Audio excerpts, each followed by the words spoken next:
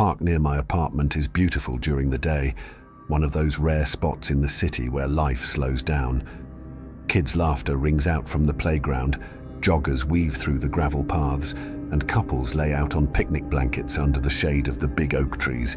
It's peaceful, inviting, alive, but at night the park changes. It's not just that the sun sets and shadows creep in, no, it's something else, something heavier. The warmth and noise of the day seem to vanish all at once, leaving behind a silence that feels unnatural. It's like the entire park is holding its breath, waiting for something or someone. I didn't notice it at first. Honestly, I never had a reason to. I usually got home before dark and the park at night wasn't on my radar. But one evening I was walking back late from work. It was close to 11 p.m. when I passed by the park, and that's when I noticed something strange. The place was completely empty, not a single person in sight.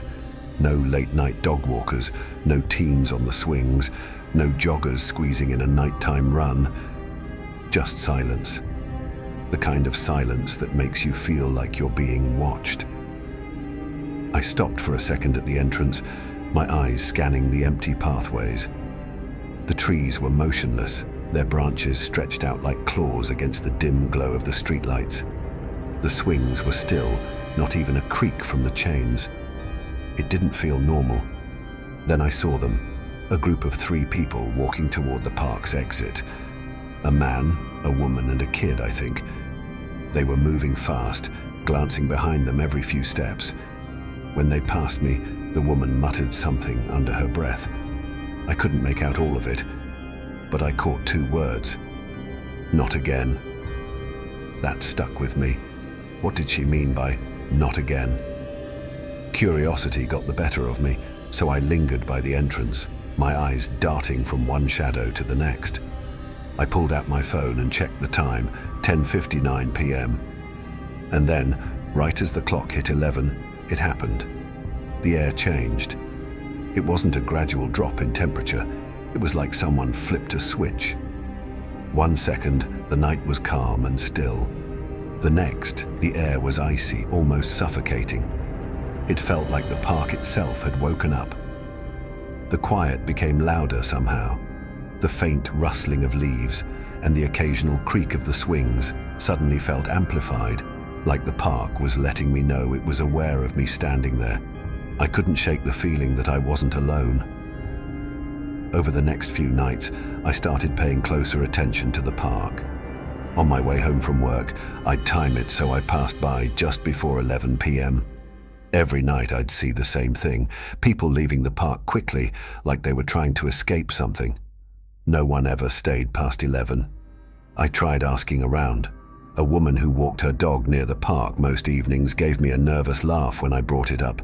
"It's just a local thing," she said, brushing me off. But when I asked why, her smile faded, and she changed the subject. Another neighbor wasn't as polite. He was an older man who'd lived in the area for decades. When I asked him about the park, his face hardened. "You don't need to know," he said flatly. "Just stay out of there at night." It wasn't just their reactions that unsettled me. It was the way they avoided eye contact, like just talking about the park was dangerous. That's when I decided to find out for myself what was going on.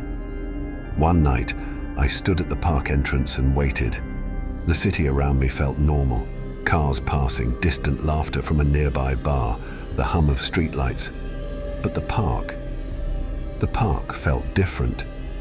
I don't know how to explain it, but it was like the air near the entrance was heavier, like stepping into it would mean crossing some invisible line I wasn't supposed to cross. But I crossed it anyway.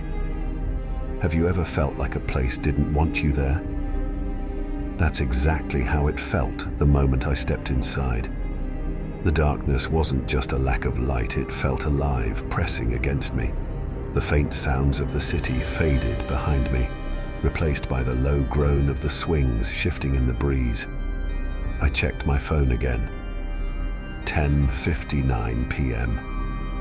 I stood there, waiting as the seconds ticked by. And when my phone's clock changed to 11 o'clock, everything shifted. The air grew colder, biting at my skin.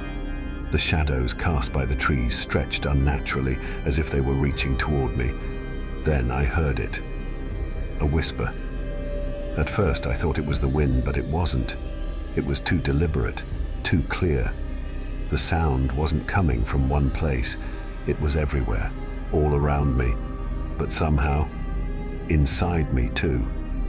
The words were faint, like someone speaking just out of earshot, and I couldn't make sense of them. But they were there, constant, growing louder with each passing second.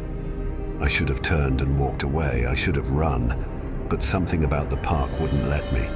It wasn't just the whispers or the cold. It was the feeling that the park was watching me, waiting to see what I'd do next. Would you have stayed? Or would you have left? Looking back, I wish I'd left. I wish I'd turned around and never looked back. But that night, I stepped deeper into the park. And that's when everything changed. The more nights I passed by the park and saw the same eerie pattern, people fleeing like clockwork be. "You've been watching the park too, haven't you?" he asked, grinning like he'd caught me in the middle of a conspiracy. I tried to play it off. "I don't know what you're talking about." "Oh, come on. I've seen you standing there at night. You're curious. You've noticed how everyone clears out before 11, right?" I hesitated, and that was enough for Ryan to press on. "Look, I've been trying to figure it out for weeks," he said, his voice dropping into a conspiratorial whisper. "And I think I know how to find out what's going on. We just have to stay in the park after 11 p.m. I stared at him like he'd just suggested we jump into a lion's den. "You're kidding, right?" "Not at all," he said, shrugging like it was the most casual thing in the world. "Think about it. What's the worst that could happen? Some old guy tells us to scram. Maybe we hear a few weird noises. Big deal." But Ryan's grin faded when he saw the hesitation on my face. "Look, you're not the only one who's heard the stories, right? I've done some digging and it's way creepier than you think." That got my attention. "What stories?" Ryan leaned against the wall, his voice low. "There are rumors about this park. People disappearing without a trace, strange lights in the trees, and the whispers." I felt a chill creep up my spine at that last word. "Whispers?" Ryan nodded. "Yeah. The people who've stayed past 11 say they hear voices, but here's the thing. Most of them can't remember what they heard. It's like the park doesn't want them to."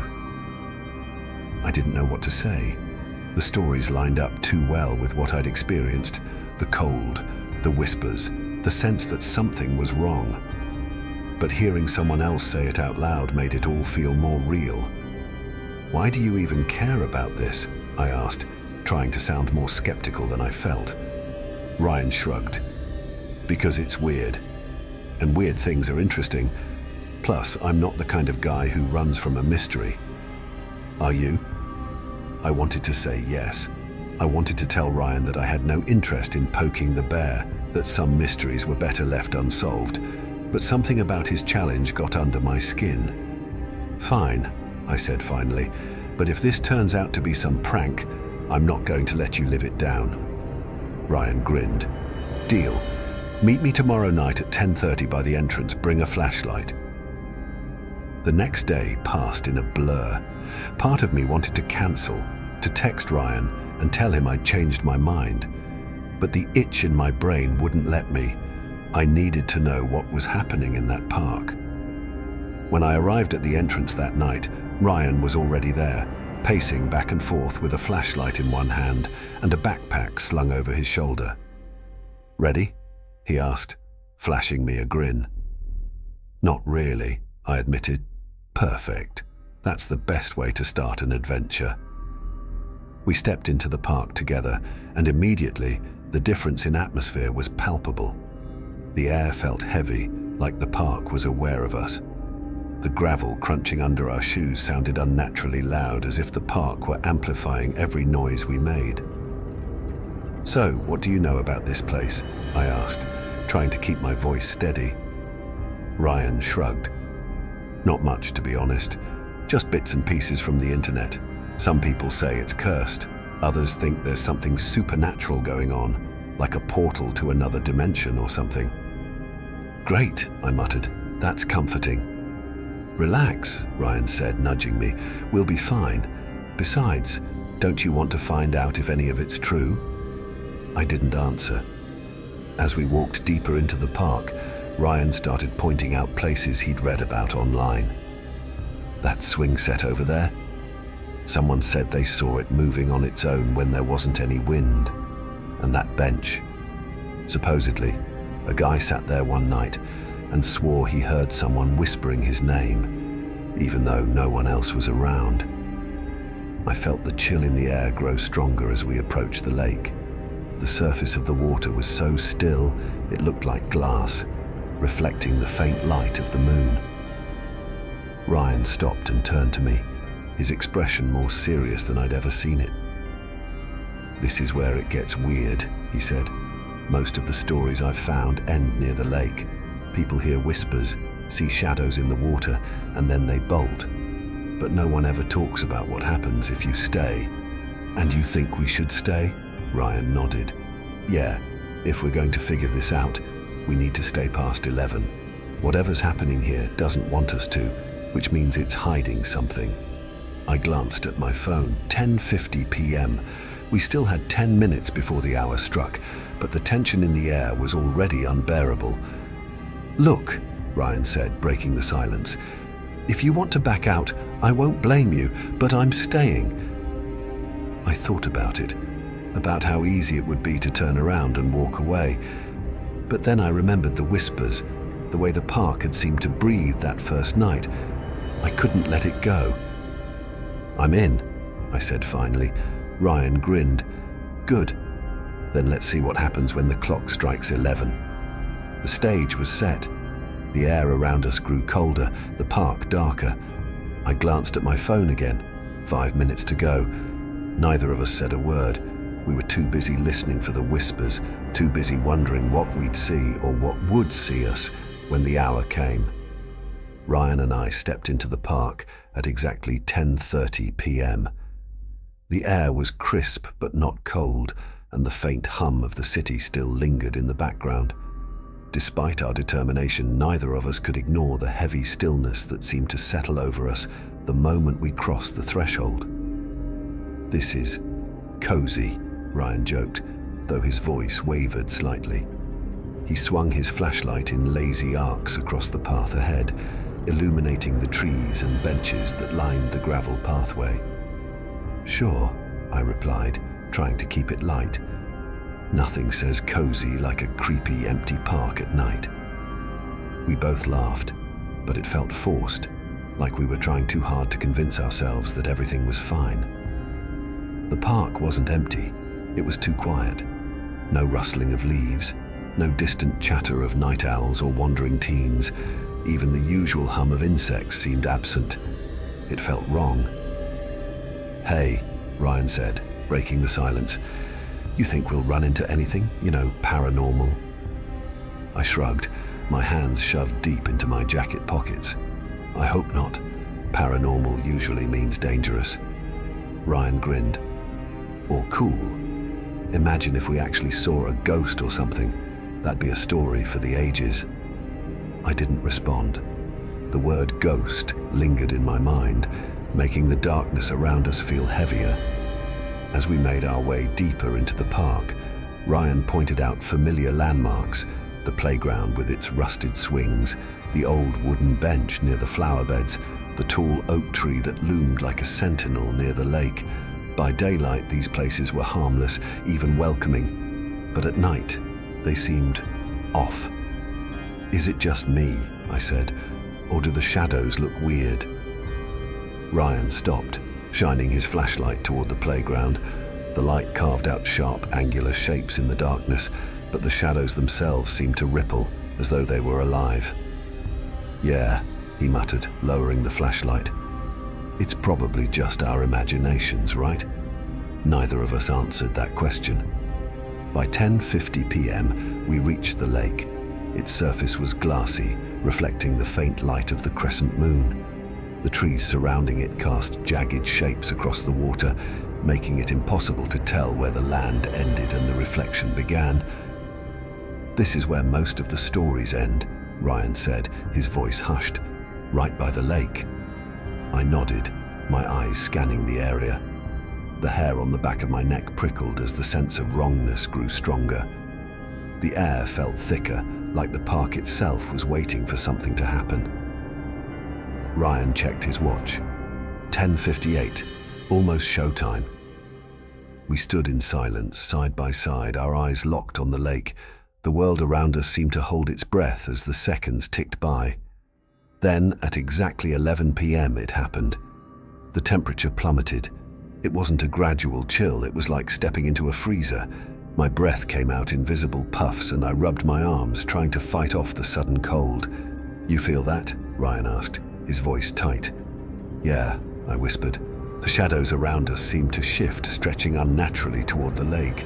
They moved like liquid, flowing across the ground and distorting as they reached the water's edge. And then we heard it. The whispers. At first they were faint, barely audible over the sound of the wind. But as the seconds passed, they grew louder, more distinct. They weren't coming from any one direction. They were all around us, echoing in the still air. "What are they saying?" Ryan asked, his flashlight trembling in his hand. I shook my head. The words were unintelligible, like a language I'd never heard before. But there was something in the tone, something cold and threatening. Ryan took a step back, his flashlight beam darting across the lake. That's when we saw it. A figure. It was standing motionless at the edge of the water, just a few feet from where the shadows pooled. It was tall and thin, its body obscured by the darkness. "Do you see that?" Ryan whispered. I nodded, my throat dry. Ryan raised his flashlight, the beam cutting through the shadows and landing on the figure. For a moment, it stood there, completely still. Then, without warning, it vanished. It didn't move. It didn't fade. It was just gone. The only sign it had ever been there was the ripple spreading across the surface of the lake, as though something had stepped into the water. Ryan turned to me, his face pale. "What the hell was that?" "I don't know," I said, my voice barely above a whisper. We stood there, frozen, as the whispers grew louder. They seemed to be coming from the lake now, the water rippling unnaturally, as if something beneath the surface was stirring. "Should we?" Ryan began, but he didn't finish. A low, guttural sound rumbled from the lake, cutting through the whispers like a growl. The water rippled violently, and for a moment I thought something was about to emerge. "What would you do?" I asked, my voice trembling as much as my hands. "Would you run or stay?" Ryan didn't answer. Instead, he grabbed my arm, and we bolted. We didn't stop running until we were out of the park and halfway down the street. My lungs burned and my legs ached, but I didn't dare look back. When we finally stopped, Ryan bent over, hands on his knees, gasping for air. "What the hell was that?" "I don't know," I said again, my voice hoarse. "But whatever it was, it didn't want us there." We didn't speak again the rest of the way home. But as I lay in bed that night, staring at the ceiling, I couldn't shake the image of the figure by the lake, or the whispers that still echoed faintly in my ears. Looking back, I don't know if staying would have given us answers, but one thing was clear. Whatever was in that park, it wasn't meant to be understood. I thought I'd seen the last of Ryan after our conversation in the hallway. He'd made it clear he wanted nothing to do with me or the park. But just a few nights later, there he was, pounding on my door like a man possessed. When I opened it, Ryan stumbled in, his eyes wild and unfocused. He looked like he hadn't slept in days. "They won't stop," he said, pacing back and forth. "The whispers, they won't stop. I can't take it anymore." "Ryan, calm down," I said, trying to keep my voice steady. "What are you talking about?" He stopped and stared at me, his hands shaking. "I need to go back. I need to figure out what's happening. It's the only way to make it stop." "No way," I said immediately. "You saw what happened last time. We barely made it out of there." Ryan grabbed my shoulders, his grip almost painful. "Don't you get it? They won't let me go. They're already inside my head. If I don't go back, they'll drive me insane." I wanted to argue, to tell him this was a terrible idea, but the look in his eyes stopped me. Ryan wasn't just scared, he was desperate. "Fine," I said reluctantly, "but if we go, we leave at the first sign of danger, no exceptions." Ryan nodded, his jaw tight. "Deal." We arrived at the park just after 10:30 p.m. The night was colder than usual, and a thick fog clung to the ground, swirling around our feet as we stepped onto the gravel path. "Do you feel that?" I asked, rubbing my arms. Ryan nodded. "It's colder than last time." We walked in silence, the beam of Ryan's flashlight cutting through the fog. The park was eerily quiet, even more so than on our first visit. The usual sounds of the city seemed muted, as if the park existed in a world of its own. "I've been reading about the markings," Ryan said suddenly, breaking the silence. "What markings?" He gestured to the trees ahead. "The carvings. People say they've seen them near the lake. Weird symbols, almost like runes. They think they're connected to the disappearances." I frowned. "And you think finding them will help?" "It's a start," he said, his voice grim. "If we can figure out what they mean, maybe we can figure out how to stop this." We continued deeper into the park, the air growing colder with every step. By the time we reached the lake, I could see my breath fogging in the air. "There," Ryan said, pointing to a tree near the water's edge.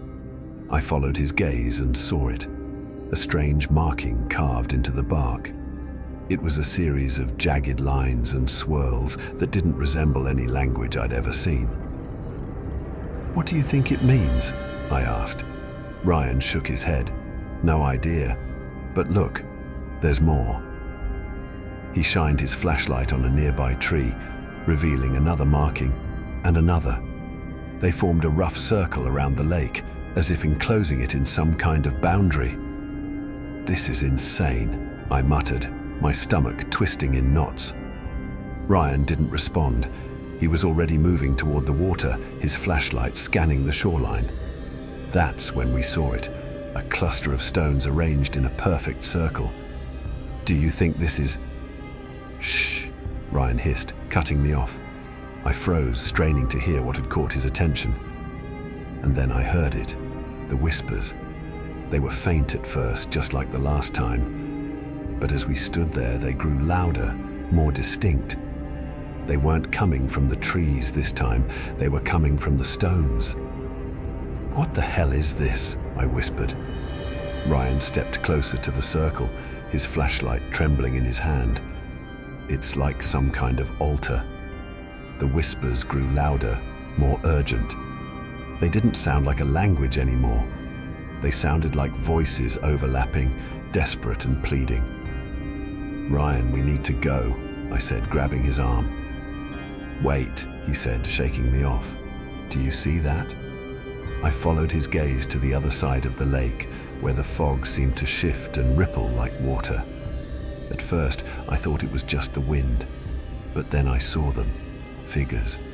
They were moving through the trees, their bodies distorted and twisted in ways that made my stomach turn. They looked human, but wrong. Their limbs were too long, their movements jerky and unnatural, like marionettes controlled by invisible strings. "Do you see them?" Ryan whispered, his voice shaking. "Yeah," I said, my throat dry. "We need to leave. Now." But Ryan didn't move. He was frozen in place, his eyes locked on the figures. "Ryan!" I hissed, tugging on his arm. "Let's go!" He didn't respond. Instead, he took a step toward the lake, his flashlight beam flickering. "Ryan, stop!" I shouted. That's when one of the figures turned its head. It didn't have a face, not in the way we do. Its features were blurred, like a smudged painting, but its hollow eyes locked onto us, and I felt a wave of pure terror crash over me. Ryan screamed. He dropped his flashlight and bolted into the woods, his footsteps crunching on the gravel path. "Ryan, wait!" I shouted, but he didn't stop. The figures began to move faster, their jerky motions becoming more deliberate as they followed him into the trees. Panic surged through me as I scrambled to grab Ryan's flashlight. I wanted to run after him, but my legs felt like lead. Every instinct I had screamed at me to run in the opposite direction, to get as far away from the lake as possible, but I couldn't leave Ryan. "Ryan!" I yelled, my voice cracking. "Come back!" The whispers grew deafening, surrounding me like a chorus of voices closing in. The shadows seemed to stretch toward me, their jagged edges clawing at the ground. And then, just as suddenly as it started, the whispers stopped. The silence was worse. I stood there, paralyzed, my flashlight beam darting through the trees. But Ryan was gone, and so were the figures. "Ryan?" I whispered, my voice trembling. I waited, hoping to hear his footsteps, his voice, anything to let me know he was still out there. But all I heard was the sound of the lake lapping gently against the shore, as if nothing had happened. For a moment I considered going deeper into the woods to look for him, but then I remembered the look in his eyes, the way the figures had moved, and I knew that if I went after him, I wouldn't come back. "What would you have done?" I whispered to the darkness. "Would you have stayed? Or would you have run?" My legs finally obeyed me, and I turned and ran. I didn't stop until I was out of the park, my lungs burning and my heart pounding in my chest. Ryan was gone, and deep down, I knew he wasn't coming back. That night, as I lay in bed, I couldn't stop hearing the whispers. They weren't loud, but they were there, faint and persistent, just beneath the surface of my thoughts. Whatever was in that park wasn't done with me. Not yet. "Ryan!" I shouted into the dark woods, my voice swallowed almost instantly by the suffocating fog. The air felt thick, damp and electric, like a storm was about to break. I could still hear his footsteps somewhere ahead of me, crunching against the gravel, but they were getting farther away. "Ryan, stop!" I yelled again, my words trembling as much as my hands. And then I heard it, his scream. It wasn't a scream of frustration or fear. It was something deeper, something raw, like the sound of someone realizing they were completely and utterly lost. The sound pushed me forward, adrenaline overriding my better judgment. My flashlight barely cut through the fog, which seemed to grow thicker with every step I took. It coiled around the trees, muting their edges until the entire forest felt like it was closing in on me. "Ryan!" I called again, but there was no response. As I ran deeper into the woods, the world around me felt increasingly unreal. The trees seemed taller, their branches twisting unnaturally toward the ground. Shadows moved in the fog, not in the way shadows normally shift with light, but deliberately, as though they were alive. "Ryan!" I shouted again, desperation choking my voice. A faint sound drifted through the fog, a whisper. Not Ryan's voice, but something colder, more sinister. It was the same whisper we'd heard near the lake, but now it felt closer, like it was coming from the very air around me. I stopped, panting, and swung my flashlight in a wide arc. The beam caught nothing but the dense, swirling fog, and then I heard the water. At first, it was just a faint lapping sound like ripples breaking against the shore, but as I turned and moved toward it, the sound grew louder, more forceful. My feet hit soft, damp ground, and the fog began to thin, revealing the lake ahead of me. Ryan was there. He stood at the edge of the water, his back to me, his silhouette barely visible against the dark surface of the lake. My relief was immediate and overwhelming. "Ryan!" I called, stumbling toward him. But he didn't turn around. He just stood there, motionless, staring into the water. "Ryan, what are you doing?" I asked, my voice shaky as I approached. When I reached him, I froze. His head tilted slightly, just enough for me to see the side of his face. His eyes were wide, unblinking, and empty. His lips moved, whispering something too quiet for me to hear. "Ryan," I said softly, my heart pounding in my chest. He didn't respond. Instead, he stepped forward, his shoes sinking slightly into the muddy ground. "Ryan, stop!" I yelled, grabbing his arm. The moment my hand touched him, he turned to look at me fully. His face, it wasn't his face anymore. His features were blurred, distorted, like a reflection in a broken mirror. His mouth moved, forming words that didn't make sense. And his eyes looked straight through me, as if I wasn't even there. He pulled his arm free and stepped into the water. "Ryan, no!" I shouted, but he didn't stop. The water rippled around his legs as he waded deeper, the lake swallowing him inch by inch. The whispers grew louder, overlapping and echoing until they became a deafening chorus. I wanted to go after him to pull him back, but my legs wouldn't move. The air around me felt heavy, like invisible hands were holding me in place. Ryan stopped when the water reached his chest. He tilted his head back, his face illuminated by the pale moonlight, and whispered one final word. I didn't understand it, but it sent a chill down my spine. And then he was gone. He sank beneath the surface without a splash, the water closing over him like he'd never been there. "Ryan!" I screamed, running to the edge of the lake. I shined my flashlight across the water, but it was as smooth and undisturbed as glass. I didn't have time to process what had just happened because the whispers shifted. They weren't coming from the air anymore, they were coming from the lake. The water rippled and shapes began to emerge. At first, they were just faint outlines, like shadows beneath the surface. But as they rose, their forms became clearer. They were humanoid, but wrong. Their limbs were elongated, their faces warped and featureless. They moved with a strange, jerking rhythm, like puppets on invisible strings. I stumbled back, my flashlight trembling in my hands. The figures continued to rise, their heads breaking the surface of the water, their hollow eyes fixed on me. One of them reached out, its arms stretching impossibly long as it moved toward the shore. I turned to run, but my feet felt like they were stuck in quicksand. The air grew colder, the whispers now a deafening roar that drowned out my own thoughts. The figure's hand reached the ground, its fingers clawing into the mud as it began to pull itself out of the water. "No, no, no," I muttered, my voice barely audible over the noise.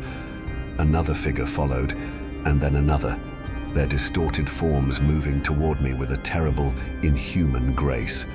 In a burst of adrenaline, I managed to break free from whatever force was holding me in place. I turned and ran, my legs moving on pure instinct. The whispers chased me, their tone shifting from cold indifference to something almost angry. The air felt like it was pressing against my chest, making it hard to breathe. I didn't stop running until I was back on the gravel path. The fog was still thick, but it felt less oppressive here. I glanced over my shoulder, half expecting to see the figures following me, but the path was empty. For a moment I thought I was safe, and then I saw it. One of the figures was standing at the edge of the fog, its hollow eyes locked onto me. It didn't move, but I could feel its presence, heavy and suffocating. I stumbled backward, my flashlight beam flickering. "What do you want?" I shouted, my voice breaking. The figure tilted its head as if considering my question, and then slowly it raised its hand and pointed toward the lake. I didn't wait to see what it meant. I turned and ran as fast as I could, my lungs burning and my legs screaming in protest. By the time I reached the park's entrance, the whispers had faded, replaced by the distant hum of the city. The air felt lighter, less oppressive, but I didn't stop running until I was back in my apartment. When I finally slammed the door behind me, I collapsed onto the floor, gasping for air. My mind raced with everything I'd seen, everything I'd heard. Ryan was gone, and whatever had taken him was still out there. That night I sat by my window, staring out at the park. It looked so ordinary in the moonlight, its paths quiet and still.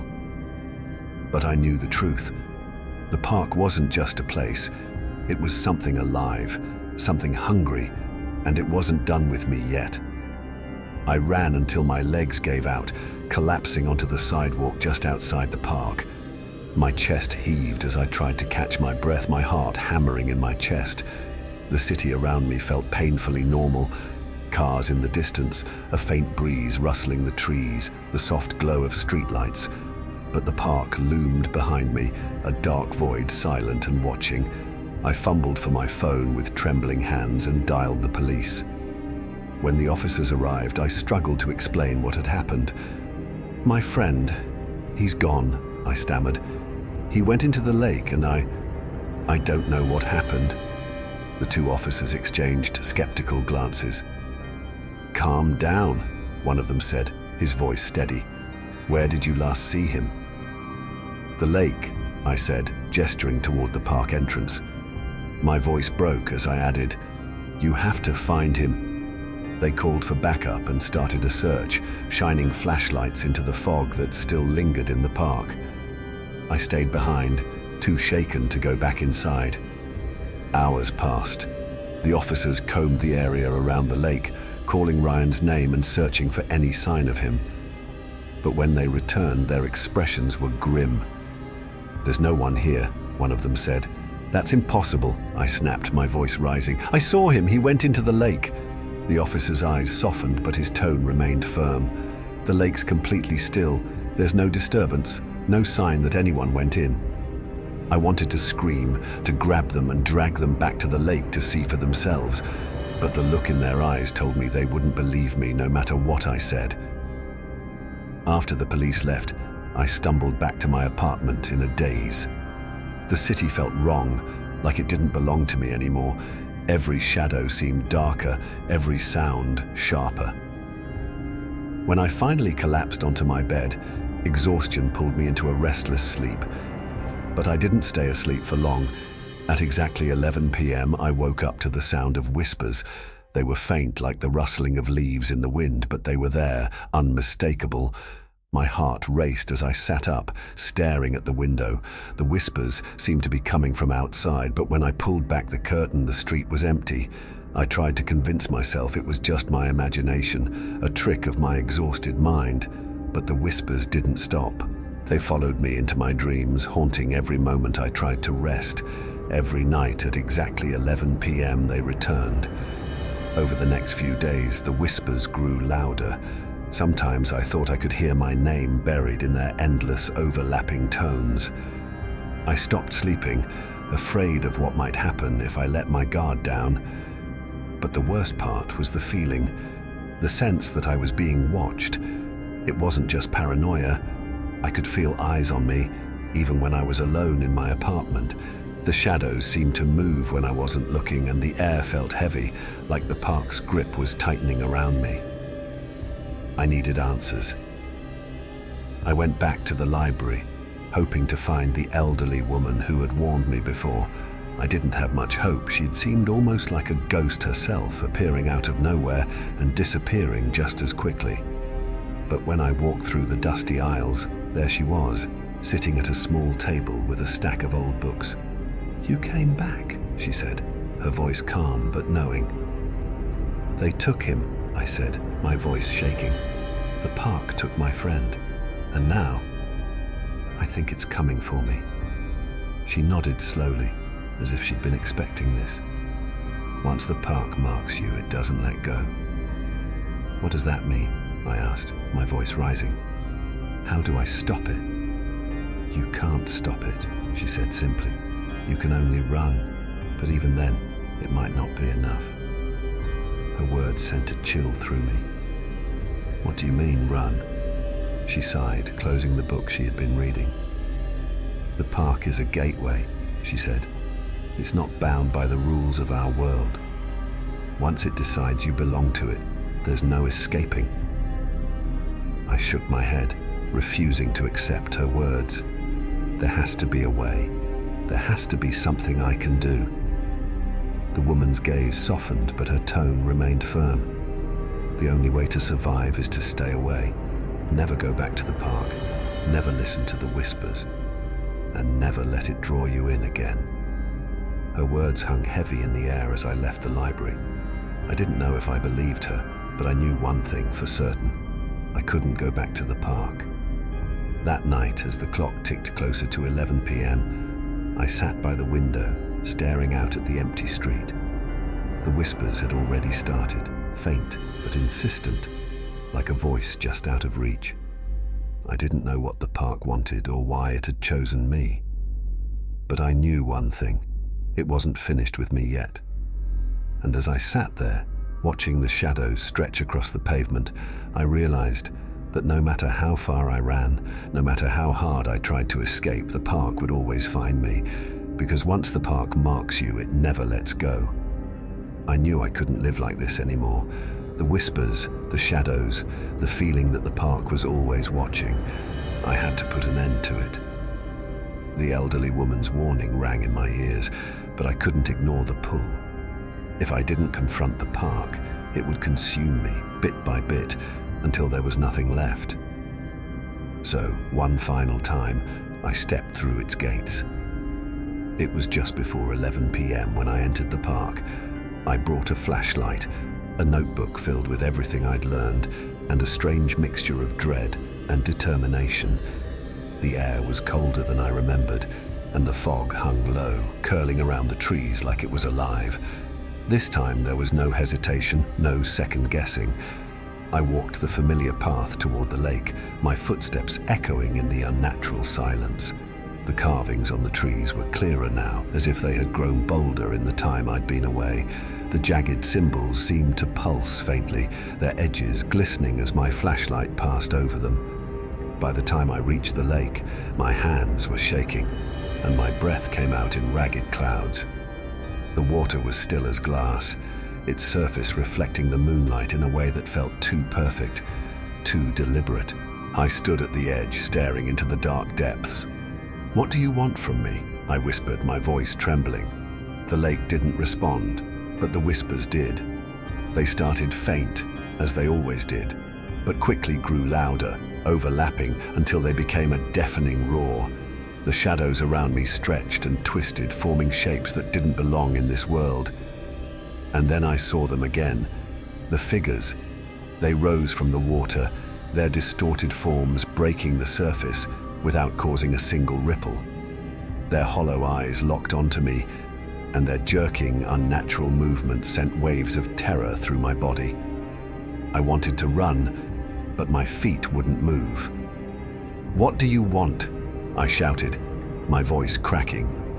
One of the figures tilted its head, its face a blurred, shifting mass.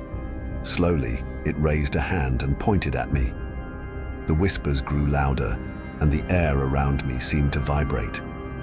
I dropped to my knees, clutching my head as the voices filled my mind, drowning out every thought. "You can't have me," I choked out, my voice barely audible. I don't know where the courage came from, but I forced myself to stand. My legs felt like lead, and every instinct screamed at me to turn and run, but I didn't. "I'm not afraid of you," I said, though my voice betrayed the lie. The figures paused, their heads tilting in unison as if considering my words. For a moment, the whispers quieted, and the world seemed to hold its breath. And then, slowly, the figures stepped back into the lake, disappearing beneath its surface. The whispers faded, and the air grew still. For a brief, fleeting moment, I thought it was over. But then the water began to ripple. The ripples grew stronger, the surface of the lake churning violently. A shape began to rise from the center, larger and darker than the figures I'd seen before. It towered over the water, its form shifting and writhing as if it were made of shadows. I froze, my flashlight slipping from my hand and landing with a dull thud in the mud. The thing, whatever it was, seemed to look at me, though it had no eyes, no face. Its presence was overwhelming, pressing against me like a physical weight. I don't know how long I stood there staring at it. Seconds, minutes, it felt like an eternity. And then it spoke. Its voice wasn't like the whispers. It was deep and resonant, vibrating through my entire body. The words were impossible to understand, but their meaning was clear. It wasn't finished with me. I don't remember walking back into the woods. I don't remember turning away from the lake or leaving the park, but somehow I found myself standing at the edge of the tree line, staring back at the dark path I had just taken. The fog swirled around me, and for a moment I thought I saw a figure standing in the distance, watching me. But when I blinked, it was gone. The whispers were faint now, barely audible, but I knew they would follow me. They always did. I don't know if I'll ever be free of the park. Maybe it's a part of me now as much as I'm a part of it. But one thing is certain, it doesn't want to be forgotten. Even now, as I sit here writing this, I can hear the whispers just beyond the edge of my consciousness. The shadows in my apartment seem darker, deeper, and every night at exactly 11 p.m., I feel its presence. If you're reading this, consider it a warning. Stay away from the park. Don't let it mark you. And if you hear the whispers, don't listen. As the video fades to black, the faint sound of whispers lingers in the background, growing louder for a moment before abruptly cutting off, leaving an unsettling silence.